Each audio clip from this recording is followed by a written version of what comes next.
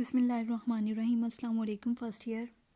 आज का जो हमारा टॉपिक ऑफ स्टडी है वो फर्स्ट ईयर केमिस्ट्री से पेपर क्रोमेटोग्राफी।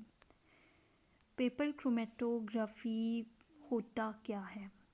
क्रोमेटोग्राफी जो है ये एक ग्रीक वर्ड क्रोमेटोज से निकला है, ओरिजिनेट हुआ है, जिसका मीनिंग होता है कलर राइटिंग।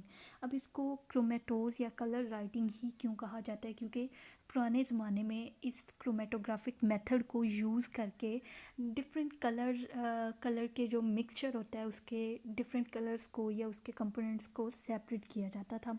अब आ जाएं इसकी डेफिनेशन पे। क्रोमेटोग्राफी एक टेक्निक है, एक सेपरेशन टेक्निक है जो कि एक मिक्सचर के कंपोनेंट्स को जो है वो सेपरेट करती है और उनको जो है वो एनालाइज करती है, उनको आइडेंटिफाई करती है, उनको प्योरीफाई करती है, मींस उनको सेपरेट करती है, फिर उसके बाद उनको क्वांटिफाई करती है, मींस कि उनकी क्वांटिटी को जो है वो बताती है कि कौन सा कंपोनेंट जो है वो उसकी कितनी क्वांटिटी है। ठीक है, अब यहाँ पे जो डायग्राम जो है वो हमें दिखाई गई है उसमें मैं आपको दिखाती हूँ। ये देखें, ये मिक्सचर है जिसमें आपको जो है वो येलो कलर के बड़े डॉट्स नज़र आ रहे हैं और ब्लू कलर के छोटे छोटे ब्लॉक्स भी नज़र आ रहे हैं। डॉट्स स्मॉल डॉट्स हैं आपके पास रेड कलर के, और उससे भी स्मॉलर जो हैं वो डॉट्स हैं आपके पास ब्लैक कलर के।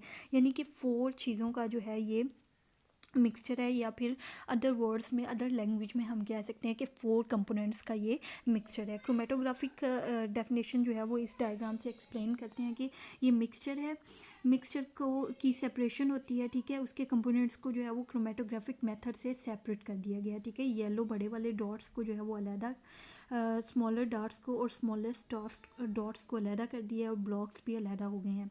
फिर उन क्रोमेटोग्राफिक मेथड से हम क्या करते हैं कि उन कंपोनेंट्स को जो है वो एनालाइज करते हैं, आइडेंटिफाई करते हैं, प्योरीफाई करते हैं और क्वांटिफाई करते हैं। ये तो हो गई जी डेफिनेशन। ठीक है, अब क्रोमेटोग्राफी में कौन कौन से मेन कॉन्सेप्ट्स हैं जो कि यूज़ किए जाते हैं? नंबर 1 पे जो कॉन्सेप्ट है, छोटू सा कॉन्सेप्ट है, वो है लाइक डिज़ोल्व लाइक। अब यहाँ पे डायग्राम बना के मैंने आपको जो है वो आपकी आसानी के लिए एक छोटा सा ब्लॉक बनाया है जिसमें हम एक तरफ है सॉल्वेंट, दूसरी तरफ हमारे पास जो है वो सोल्यूट है। अगर सॉल्वेंट जो है एक तरफ पोलर है, दूसरी तरफ सोल्यूट जो है वो भी पोलर है। अगर सॉल्वेंट जो है वो नॉन पोलर है तो सोल्यूट जो है वो नॉन पोलर है। अब इस ब्लॉग का मकसद ये है कि इसमें वो कहता है कि लाइक डिज़ोल्व लाइक, ये कहता है कि जो पोलर सॉल्वेंट है वो हमेशा पोलर सोल्यूट को ही अपने अंदर डिज़ोल्व करेगा, यानी कि NaCl जो है वो वाटर के अंदर डिज़ोल्व होगा। ठीक है, इसी तरह जो नॉन पोलर है वो नॉन पोलर को ही अपने अंदर डिज़ोल्व करेगा। ईथर जो है वो N हेक्सेन को डिज़ोल्व करेगा। ऐसा कभी भी नहीं होता कि जो नॉन पोलर है वो पोलर सॉल्वेंट के अंदर डिज़ोल्व हो जाए और पोलर सोल्यूट जो है वो नॉन पोलर सॉल्वेंट के अंदर जो है वो डिज़ोल्व हो जाए। डिज़ोल्व अगर हो भी जाता है तो वो उस तरह से डिज़ोल्व नहीं होता जो कि एक पोलर जो है वो पोलर के अंदर या फिर नॉन पोलर जो है वो पोलर के अंदर डिज़ोल्व हो सकता है। ठीक है, ये एक छोटू सा कॉन्सेप्ट है लेकिन है बड़ा, मतलब पूरी क्रोमेटोग्राफिक मेथड जो है वो इसके ऊपर जो है वो पेश कर रहा होता है। ठीक है, सेकंड जो मेन कॉन्सेप्ट है वो है, आपको पता होना चाहिए, what is stationary phase and what is mobile phase. Number 1 पे हम देख लेते हैं स्टेशनरी फेज़। स्टेशनरी फेज़ इसके नेम से जाहिर हो रहा है। स्टेशनरी मींस जो साकिन मींस जो स्टिल होता है, जो मूव नहीं कर सकता। ठीक है, और मोबाइल फेज़ जो होता है जो कि मूव कर सकता है। ठीक है, स्टेशनरी फेज़ की अगर हम एग्जांपल्स लें तो एसीटोन आ जाता है जी हमारे पास, से एलुमिना सिलिका जेल आ जाता है, सिलिका आ जाता है, चारकोल आ जाता है, पेपर आ जाता है। ठीक है, ये सारे हमारे पास क्या हैं? Stationary phase. और अगर हम मोबाइल फेज़ देखें तो कोई भी इसमें गैस आ जाती है, कोई भी लिक्विड आ जाता है, वाटर, इथाइल एल्कोहल आ जाता है, एसीटोन वगैरह, ये सारा कुछ जो है वो मोबाइल फेज़ में आ जाता है। अब डायग्राम में देखें, ये वाली डायग्राम में देखें, इस डायग्राम में जो है वो एक आपको जो है वो स्ट्रिप दिखाई गई है। ये जो ये है, ये क्या है? हमारे पास स्ट्रिप है। ठीक है, ये जो स्ट्रिप है ये क्या है? ये हमारे पास स्टेशनरी फेज़ है। ठीक है, स्ट्रिप किसकी है? पेपर की स्ट्रिप है। ठीक है, स्टेशनरी फेज़ है। मोबाइल फेज़ जो है ये डॉट्स से मैंने जो है वो शो किया है, ये मोबाइल फेज़ है। मोबाइल फेज़ जो है वो क्या कर रहा है? ओवर द स्टेशनरी फेज़ वो मूव कर रहा है, स्टेशनरी फेज़ के ऊपर से वो मूव कर रहा है। अब देखें कि अब मूव किस वजह से कर रहा है, कौन सी फोर्स है, ड्राइविंग फोर्स कौन सी है जिसकी वजह से मोबाइल फेज स्टेशनरी फेज के ऊपर मूव करता है, वो होती है या तो ग्रेविटी की फोर्स या फिर प्रेशर होता है। ठीक है, ग्रेविटी फोर्स जो होती है वो डाउनवर्ड, ठीक है, और प्रेशर जो होता है वो अपवर्ड या फिर डाउनवर्ड भी हो सकता है। ठीक है, अब जो क्रोमेटोग्राफिक मेथड है जिसमें हम स्ट्रिप जो है वो क्रोमेटोग्राफिक कॉलम के अंदर या फिर टैंक के अंदर रखते हैं, तो वो जो पेपर होता है उसमें मोबाइल फेज जो है वो अपवर्ड मूव करता है, यानी अगेंस्ट द ग्रेविटी जो है वो ग्रेविटी की फोर्स के अगेंस्ट मूव करता है। ठीक है, ये समझ आ गई। अब इसका जो है आ जाए प्रिंसिपल कि क्रोमेटोग्राफिक मेथड का जो है वो मेन प्रिंसिपल क्या है। मेन प्रिंसिपल ये है कि एक मिक्सचर के जितने भी कंपोनेंट्स होते हैं उनकी सेपरेशन किस बेस पे हो रही होती है, उनकी डिफरेंट अफिनिटीज़ की बेस पे हो रही होती है दोनों फेजेस के लिए, स्टेशनरी फेज़ के लिए और मोबाइल फेज़ के लिए। यानी कि जो हमारे पास कंपोनेंट्स हैं, अगर उसकी स्टेशनरी फेज़ के लिए अफिनिटी ज़्यादा होगी तो वो स्टेशनरी फेज़ के ऊपर ही रहेगा। ठीक है, स्टेशनरी फेज़ के ऊपर रहना पसंद करेगा। अगर उसकी अफिनिटी जो है वो मोबाइल फेज़ के लिए ज़्यादा है तो वो मोबाइल फेज़ के साथ मूव कर जाएगा, ज़्यादा ऊपर की तरफ जो है वो मूव कर जाएगा। अब अफिनिटी क्या होती है, यानी कि किसी भी कंपोनेंट की दोनों फेजेस के लिए, ठीक है, किसी भी दोनों फेजेस में से किसी भी फेज़ के लिए जो चाहत होती है उसको अफिनिटी बोलते हैं। अब अफिनिटी जो है वो पोलैरिटी, ज़रूरी नहीं कि पोलैरिटी हो, ठीक है, जिसमें लाइक डिज़ोल्व लाइक का सारा रूल आ जाता है। ज़रूरी नहीं होता कि पोलैरिटी ही अफिनिटी हो, बल्कि पोलैरिटी की बेस पे नहीं, बल्कि जो है वो डिफरेंट पोरोसाइट्स की बेस पे भी जो है वो अफिनिटीज़ बनाई जा सकती हैं। ये हाई लेवल की बातें हैं। अभी हमारा जो मेन है वो है पोलैरिटी। ठीक है, जो मैं आपको बता चुकी हूँ। आगे डायग्राम मैंने आपको दिखाई है कि लेट्स सपोज हमारे पास जो है वो स्टेशनरी फेज़ क्या है, पोलर है। ठीक है, और पोलर है, और जो हमारे पास कंपोनेंट है वो मिक्सचर है दो चीज़ों का, जिसमें एक चीज़ जो है वो जिसको शो किया मैंने स्टार से, एक चीज़ को मैंने जो है वो डॉट से शो किया है। ठीक है, मिक्सचर के दो कंपोनेंट्स हैं, दोनों कंपोनेंट, एक कंपोनेंट जो है वो स्टारी है और दूसरा कंपोनेंट जो है वो मैंने डार्ट्स से जो है वो शो किया है। अब देखें कि स्टारी जो कंपोनेंट है वो लेट्स सपोज कि वो पोलर है, नॉन पोलर है। ठीक है, और जो दूसरा डॉट्स की फॉर्म में जो मैंने शो किया है वो पोलर है। ठीक है, अब उसको हमने डाल दिया स्ट्रिप के ऊपर, स्टेशनरी फेज़ के ऊपर। ठीक है, अब हमने कह दिया कि स्टेशनरी फेज़ क्या है, पोलर है। ठीक है, अब इन कंपोनेंट्स में से जो पोलर कंपोनेंट होगा वो क्या करेगा, वो जो है वो पोलर जो पोलर होगा वो पोलर के ऊपर ही रह जाएगा, और जो नॉन पोलर होगा वो नॉन पोलर के साथ जो है वो मूव कर जाएगा। अब यहाँ पे हमने मोबाइल फेज़ क्या लिया है, हमारा लेट्स सपोज कि हमारा मोबाइल फेज़ क्या है, पोलर है। ठीक है, मोबाइल फेज़, अगर हम स्टेशनरी फेज़ जो है वो पोलर ले रहे हैं तो मोबाइल फेज़ सॉरी हमारे पास क्या होगा, नॉन पोलर होगा। तो अब जो नॉन पोलर चीज़ है वो मोबाइल फेज़ यानी कि नॉन पोलर, अगर हम स्टार ले रहे हैं और मोबाइल फेज़ हमारा जो है वो नॉन पोलर है, तो वो जो स्टार्स हैं वो नॉन पोलर सोल्यूट के अंदर जो है वो रहना पसंद, नॉन पोलर मोबाइल फेज़ के अंदर रहना पसंद करेंगे। बाकी ये जो डॉट्स हैं वो पोलर जो स्टेशनरी फेज़ है इसके ऊपर रह जाएंगे। ठीक है, इसको मैं फिर से आपको समझा देती हूँ कि हमारे पास एक तरफ हमने लिया हुआ है स्टेशनरी फेज़, दूसरी तरफ हमने लिया हुआ है मोबाइल फेज़। ठीक है, जो स्टेशनरी फेज़ है वो हमारे पास क्या लिया है हमने, पोलर है, और जो मोबाइल फेज़ है वो नॉन पोलर है, और जो हमारे पास मिक्सचर है वो दोनों चीज़ों का, वो नॉन पोलर और पोलर भी है। अब उस मिक्सचर में से जो चीज़ पोलर होगी वो तो रह जाएगी स्टेशनरी फेज़ के ऊपर। ठीक है, अब और जो नॉन पोलर है वो मोबाइल फेज़ के साथ मूव कर जाएगी। अब इन दोनों में से मैंने ऊपर शो कर लिया है कि जो हमारे पास स्टार्स हैं वो नॉन पोलर है, और जो हमारे पास मोबाइल फेज़ भी है वो क्या है, नॉन पोलर है। तो अब इसकी जो अफिनिटी नॉन पोलर वाला जो कंपोनेंट है इसकी अफिनिटी ज़्यादा किसके लिए होगी, नॉन पोलर मोबाइल फेज़ के लिए ज़्यादा होगी, इसलिए ये ज़्यादा ऊपर को मूव कर जाता है, मोबाइल फेज़ के साथ ये मूव कर जाता है। जबकि जो दूसरा हमारा कंपोनेंट देखें जो कि डॉट्स की फॉर्म में मैंने शो किया वो क्या है, पोलर है, और स्टेशनरी फेज़ क्या है, पोलर है। तो ये किस में रहना पसंद करेगा, स्टेशनरी फेज़ जो कि पोलर है उसके अंदर ही रहना पसंद करेगा, जिसकी वजह से इसकी अफिनिटी पोलर के लिए होती है, ये पीछे पोलर यानी स्टेशनरी फेज़ के लिए होती है, ये पीछे रह जाता है। और जो दूसरा स्टारी कंपोनेंट है उसकी अफिनिटी जो होती है वो ज़्यादा अफिनिटी किसके लिए होती है, मोबाइल फेज़ के लिए होती है जो कि नॉन पोलर होता है, तो वो मोबाइल फेज़ के साथ जो है वो ज़्यादा ऊपर की तरफ जो है मूव कर जाता है। उम्मीद है कि ये जो प्रिंसिपल है इसकी आपको समझ आ गई होगी। नेक्स्ट जो है आपको पता होना चाहिए कि किस तरह से हम जो है वो क्रोमेटोग्राम डेवलप कैसे करते हैं। सबसे पहले हमने जो है वो एक पेपर की स्ट्रिप ले लेनी है, ठीक है। उस स्ट्रिप के ऊपर जो है वो 1 सेंटीमीटर, एक उसके उसके एक एज से 1 सेंटीमीटर पे हमने एक लेड पेंसिल से लाइन लगा देनी है। उस लाइन को हम जो है वो स्टार्टिंग लाइन कहते हैं, ठीक है। स्टार्टिंग लाइन पे हमने जो है वो मिक्सचर कंपोनेंट का जो मिक्सचर है उसका एक सैंपल, उसको हम सैंपल भी बोल रहे हैं, ठीक है। उस सैंपल का एक डॉट लेना है, उस लाइन के ऊपर जो है वो मिड में लगा देना है, ठीक है। फिर उसके बाद क्या करना है कि वो जो पेपर है जिसके ऊपर हमने अपना मिक्सचर का जो डॉट है वो लगा दिया था, उसको हमने एक टैंक लेना है जिसको क्रोमेटोग्राफिक टैंक कहते हैं। उस टैंक के अंदर हमने जो है वो कोई भी सॉल्वेंट डाल लेना है, वाटर भी हो सकता है, ठीक है। वाटर डाल लेना है। अब उसको उसके अंदर डिप करना है। डिप किस किस तरह से करना है? इस तरह से करना है, वो जो स्टार्ट लाइन 1 सेंटीमीटर डिस्टेंस पे हमने लगाई थी, पानी उसके ऊपर नहीं जाना चाहिए, पानी उसके जो है वो नीचे ही रहना चाहिए। फिर क्या होता है कि जैसे जैसे मोबाइल फेस जो है वो स्टेशनरी फेस के ऊपर ऊपर मूव करता जाता है, तो वो कंपोनेंट्स को अपने साथ स्टेशनरी फेस के ऊपर जो है वो मूव करवाता है। तो जिस कंपोनेंट की जिस फेस के लिए अफिनिटी होगी वो उसके अंदर जो है वो रहना पसंद करेगा, उसके अकॉर्डिंग उसकी जो है वो डिस्ट्रीब्यूशन हो जाएगी। अगर तो वो मोबाइल फेस के ऊपर जो है वो उसकी अफिनिटी मोबाइल फेस के लिए ज़्यादा है तो वो मोबाइल फेस में थोड़ा नीचे की तरफ रह जाएगा। अगर उसकी जो है वो स्टेशनरी फेस के लिए अगर किसी कंपोनेंट की एबिलिटी ज़्यादा होती है तो वो नीचे रह जाएगा। अगर मोबाइल फेस के लिए उसकी अफिनिटी ज़्यादा होती है तो वो ज़्यादा ऊपर मूव कर जाएगा, ठीक है।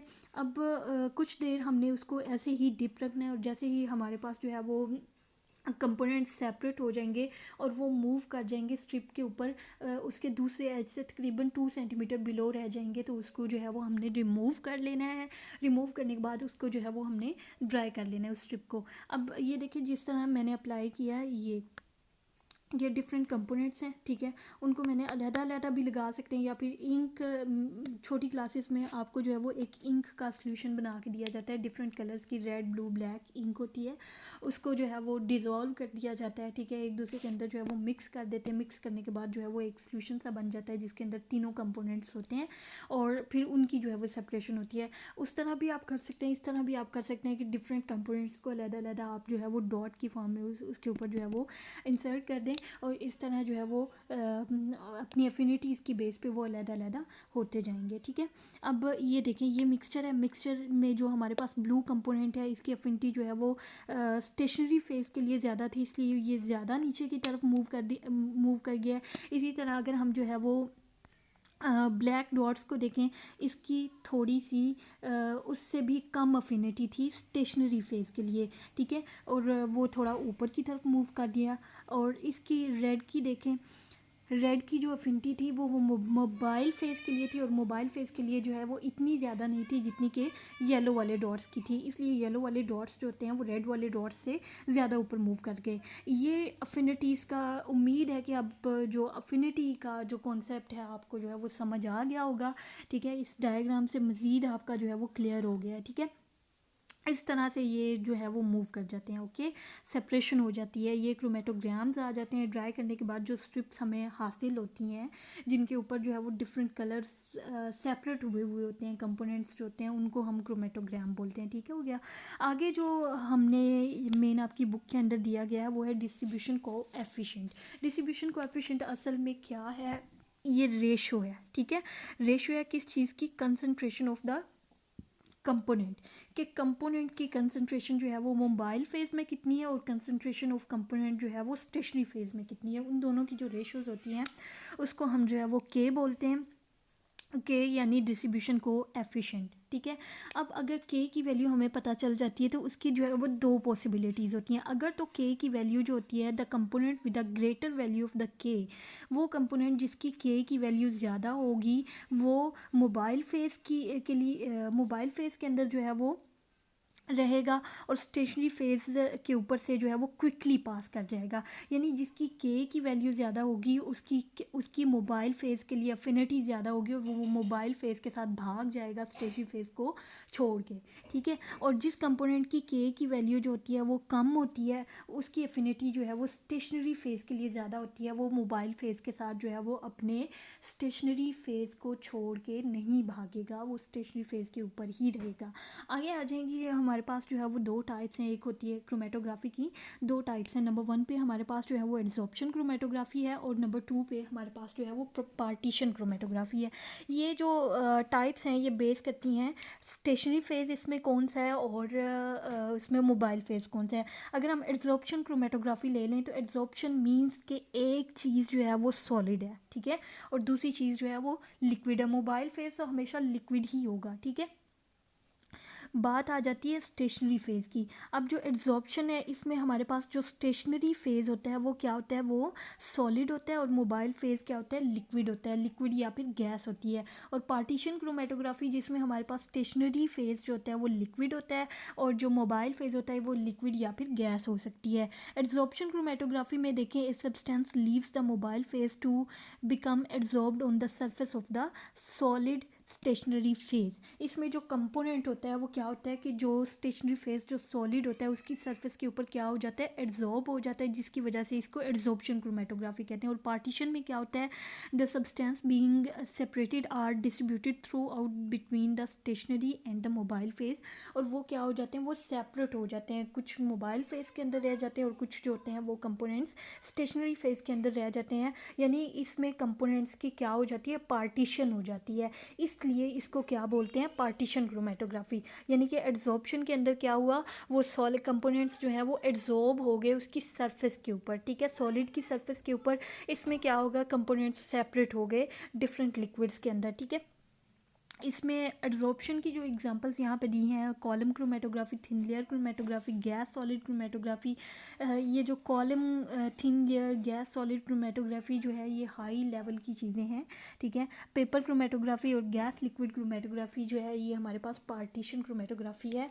और यहाँ पे जो आपका सिलेबस है जिसमें आपने सिर्फ जो है वो आपको पेपर क्रोमेटोग्राफी जो है वो बताया गया है। ओके, ये तो हो गया पेपर क्रोमेटोग्राफी। और नेक्स्ट जो है वो है रिटार्डेशन फैक्टर। रिटार्डेशन फैक्टर क्या है, the ratio which is obtained by dividing the distance travelled by component from the original sport. Original sport वो किसको कह रहे हैं, जो स्पोर्ट हमने मिक्सचर का डाला था अपनी स्टार्टिंग लाइन के ऊपर, उसको बोल रहे हैं, ठीक है। Dividing the distance travelled by the component from the original sport and the distance travelled by the solvent. अब देखें जो कंपोनेंट्स हैं वो क्यों मूव हुए, क्योंकि सॉल्वेंट भी उनके साथ, सॉल्वेंट क्या है, मोबाइल फेज़ है, मोबाइल फेज़ भी के साथ वो मूव हुए हैं, वैसे वो मूव नहीं हो सकते थे। तो जितना डिस्टेंस जो है वो सॉल्वेंट ने जो है वो डिस्टेंस कवर किया है, ठीक है, उसकी रेशो, और जितना डिस्टेंस जो कंपोनेंट्स ने कवर किया है उसकी जो रेशो होती है उसको हम रिटार्डेशन फैक्टर कहते हैं। और हर कंपोनेंट का अपना एक स्पेसिफिक रिटार्डेशन फैक्टर होता है और इसको RF से जो है वो इसकी सिंबल है और इसके जो है वो कोई भी यूनिट्स नहीं है। The RF value of the component is related to its distribution coefficient, ठीक है, यानी कि डिस्ट्रीब्यूशन कोएफिशिएंट से रिलेट कर रही होती है इसकी RF वैल्यू। नेक्स्ट जी, अब हम पढ़ेंगे क्रोमेटोग्राफी को जो है वो यूज़ कहाँ किया जाता है, क्रोमेटोग्राफी के यूजेस, ठीक है। क्रोमेटोग्राफी को जो है वो यूज़ किया जाता है क्वालिटेटिव और क्वांटिटेटिव एनालिसिस में, यानी किसी कंपोनेंट को एनालाइज करना, ठीक है, फिर उसके बाद उसको जो है वो आइडेंटिफाई करना कि कौन कौन से वो कंपोनेंट्स हैं, ठीक है, फिर उसके बाद उनको प्योरीफाई करने के लिए उनको यूज़ किया जाता है, यानी प्योरीफिकेशन में उनकी जो है वो सेपरेशन की जाती है, ठीक है। सेपरेशन करने के बाद जो है वो क्या किया जाता है, उसकी क्वांटिटी मेजर करना, ये सारी इसकी एप्लीकेशंस आ जाती हैं। It is this technique is use for the determination of the purity of the substance, के किसी भी सब्सटेंस की प्योरिटी को जो है वो फाइंड आउट करने के लिए जो है वो डिटर्मिनेशन के लिए यूज़ किया जाता है। और फोरेंसिक एनालिसिस के लिए भी इसको जो है वो यूज़ किया जाता है, ठीक है। इसके अलावा जो है वो मेडिकल में भी इसके जो है वो बहुत से यूजेस हैं, यानी कि जो मेडिसिन हम लेते हैं उसमें कौन सा केमिकल है, यानी उसको जो है वो आइडेंटिफाई करना, फिर उसके बाद उनकी सेपरेशन करने के बाद वो केमिकल जो है वो कितनी क्वांटिटी में जो है वो उस मेडिसिन के अंदर मौजूद है, इस चीज़ को भी जो है वो डिटरमिन किया जाता है। सो आज का लेक्चर उम्मीद है कि आपको समझ आया होगा। सो आज के लिए अल्लाह हाफिज़।